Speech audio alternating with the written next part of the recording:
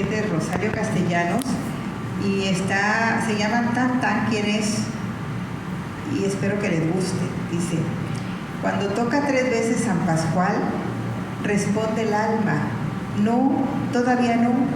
Tengo una sopa a medio cocinar, un suéter al que aún no termino las mangas, un asunto pendiente de sentencia en el juzgado, y mis hijos que no quieren ser huérfanos, y el otro que no sabe enviudar, y lo que falta.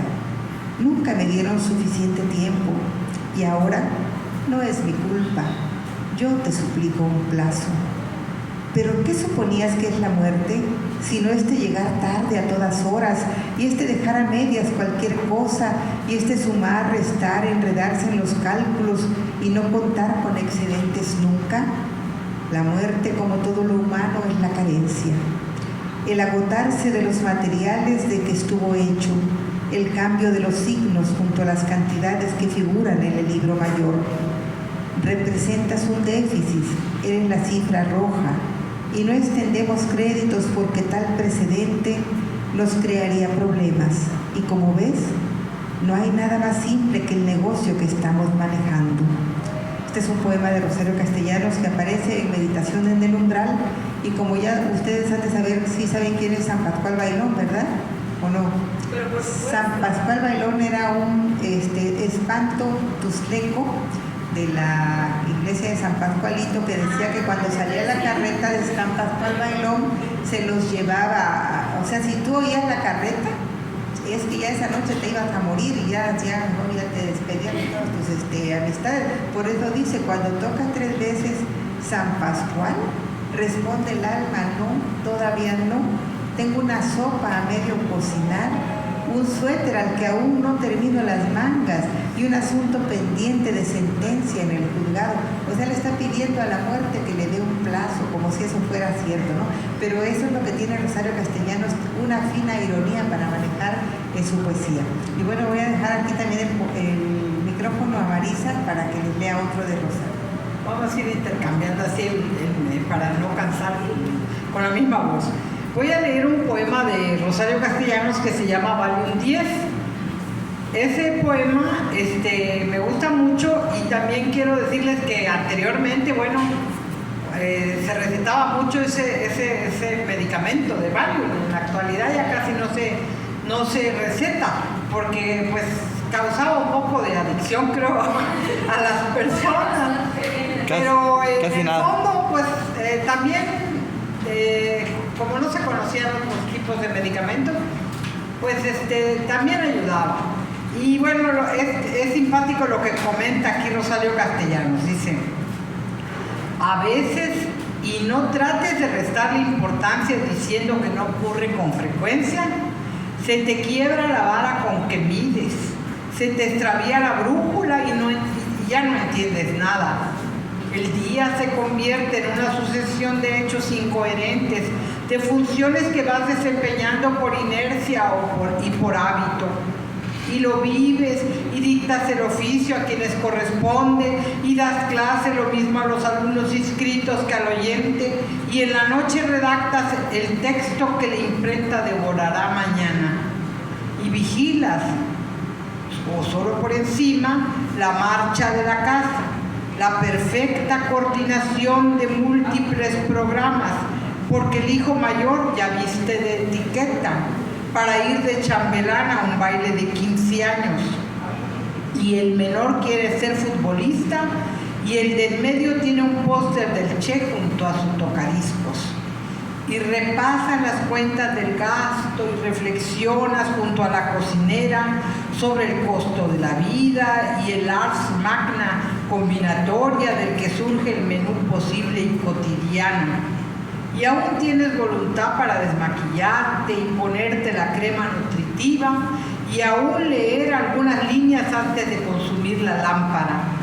Y ya en la oscuridad, en el umbral del sueño, echas de menos lo que se ha perdido, el diamante de más precio, la carta de marear, el libro con 100 preguntas básicas y sus correspondientes respuestas para un diálogo elemental siquiera con la esfinge.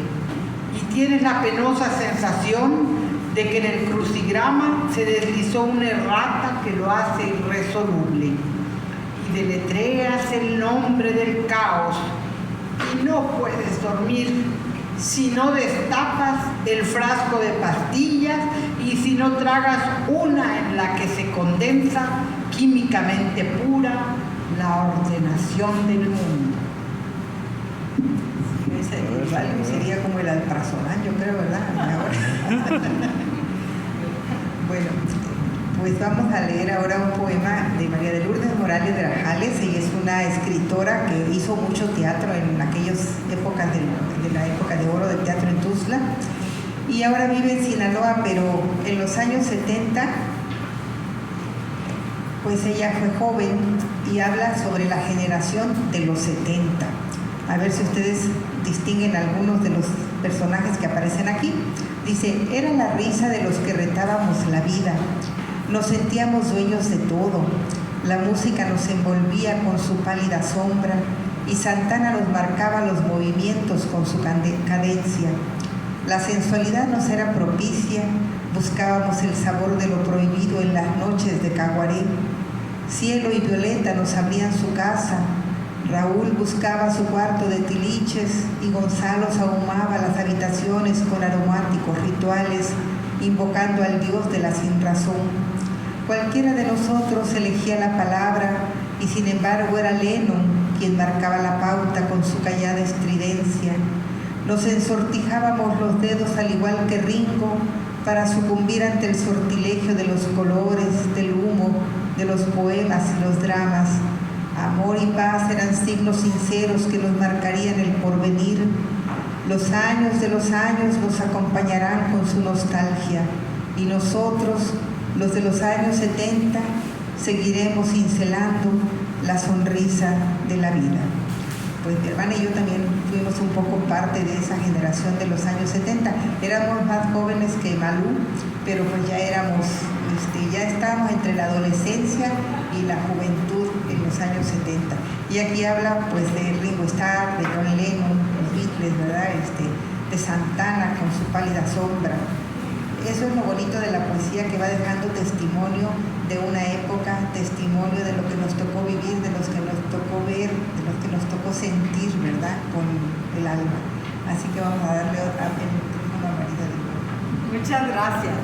Bueno, yo escogí poemas que se relacionan un poco con la muerte o con los medicamentos o porque ustedes son estudiantes de medicina. Esta habla sobre la muerte de un poeta cuando él murió, y la autora es Ámbar Bass, que es una poeta norteamericana que vivió más de 40 años acá en Chiapas y actualmente vive en la India, allá por el Tíbet vive, y ella escribe con bastante ironía algunas cosas. Y esa vez dicen que Raúl Garduño tuvo muchas novias y fue muy enamoradizo. Incluso una vez hasta se nos declaró a mi hermana Socorrito y a mí. Lo único malo fue que se nos declaró en el mismo baile. Y cuando fuimos al baño lo comentamos y por eso ninguna de las dos anduvo con él, porque lo tiramos a Lucas. Aunque sí lo quisimos muchísimo como amigo, y bueno, yo le dediqué un poema que se llama El Mar, dedicado a él cuando él falleció. Y entonces esta habla del velorio de Raúl y dice, se llama Llegaron las mujeres al velorio del poeta. Y tiene un epígrafe de Raúl que dice, de Raúl Garduño, que dice: mujeres enlutadas largamente por mí. Y dice la poeta Ámbar Bass: llegaron las mujeres al velorio. ¿Cuántas viudas tiene el poeta? ¿Cuántas nueras anónimas heredó la familia? La procesión pasaba junto al féretro. Había flacas y gordas y cojas, amas de casa, gringas, morenas y jovencitas. Se detenían para asomarse al rostro muerto para dejarle alguna prenda. Había muchos anillos entre los pliegues de la mortaja. tantos que 3 hombres tuvieron que sentarse en la tapa del ataúd para cerrarlo.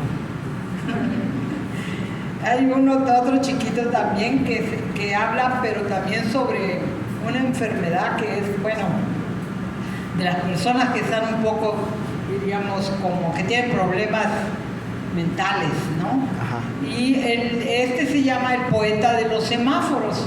No sé si ustedes hayan visto que a veces hay gente que está en las esquinas y empieza a hablar solo y están hablando como solo, ¿no? Entonces este era un señor que ahí en San Cristóbal, que era donde vivía Ámbar, pues así hablaba y leía sonetos y bueno, él solito hacía todo su diálogo interno. Entonces se llama El poeta de los semáforos y tiene un epígrafe de Munda Tostón que no lo voy a leer ahorita porque para abreviar un poco. Dice, antes que nuestro pueblo tuviera semáforos, Por eso. un licenciado recitaba sonetos en la esquina de un parque. Cuando empezaron los embotellamientos lo llevaron al manicomio. Años después regresó con nosotros y compró un auto. Lo vi hace poco y me aseguró que ya había dejado de escribir y de verdad se veía más contento.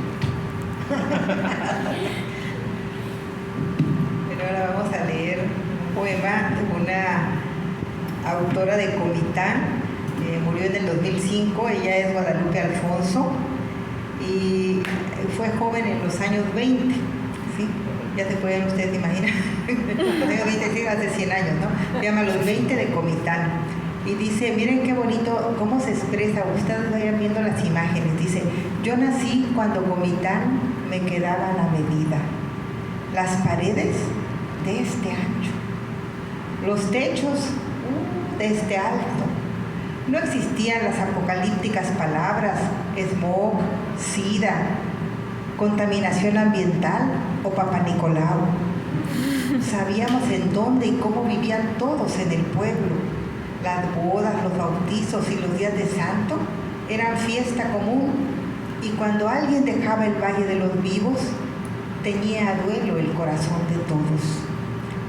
Yo nací cuando era nuevo lo que ahora remodelan, tiran, cuando hasta la lluvia hacía su oficio de labriego y en las canículas se acababan de regar los sembradíos, cuando la luna llena propiciaba noviazgos y románticas subidas, cuando las serenatas como perlas rodaban por las calles empedradas, cuando era todo más o menos cabal. Yo nací cuando Comitán me quedaba a la medida.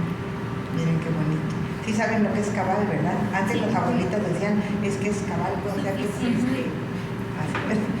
Bueno, vamos a leer ahora uno de doña Ethel Butelespache, que es la abuelita de Mira, ¿verdad? Él fue una gran escritora, pero sigue siendo porque su obra trasciende el tiempo, ¿verdad? Así que si pueden, léanla porque es una gran escritora. Y ella escribía más narrativa que poesía, tiene su poesía inédita, pero en algunas antologías aparece obra de ella en poesía. Se llama Chiapa, que aunque ella no era de Chiapa de Córdoba, porque a los 2 años la llevaron, ¿verdad? ¿Nunca han leído el libro Al Natural de ella? De Salina Cruz llegó a... ¿Verdad? Sí. Dice pues de cuando se desbordó el río, se desbordaba el río de Chiapa, y que se llevó creo que todo lo que tenía su papá ahí, entonces el papá volvió a construir, no sé si la casa más atrás para que el río no... en el mismo lugar la construyó. En el mismo lugar, entonces su papá dice que, recuerdo esa frase que le dijo como retando al río, no al río de Chiapa, ahora sí, río, quiero que vengas, dice. Le escribió en el concreto, afuera de la casa. ¿Verdad? Sí. Sí. Luego otra vez, bueno, mejor que se los cuente ya, porque una vez se tragó unos renacuá. Y luego pues, se los tragó sin pensar, porque uno creo que no sé si iba corriendo y se lo tragó y lo alimentaba a su sapito ahí adentro, pues le daba comida porque lo tenía en el estómago. Pedro se llamaba. Pedro. Había que Sí. Ay, versión antiguísimo, de verdad. Bueno, se llama Chiapa. Miren qué bonito como escribe doña Ethel este poema. Dice, campanas, luz, golondrinas, en el aire de mi pueblo. Suspira el agua del río, gime de nostalgia el viento. La fuente se enseñorea de parque, iglesia y convento. Campana que alegre canta a las 6 de la mañana, que nos recuerda gozosa que hay que abandonar la cama. La fuente es lugar de citas, de siempre, de enamorados, a las 5, allá en la pila. No hay pareja de mi pueblo que por ahí no haya pasado, aunque muchos no lo digan. Besar bajo la pochota da suerte, amarra pasiones, y en las tardes calurosas se intercambian presurosas algunos síes y otros noes.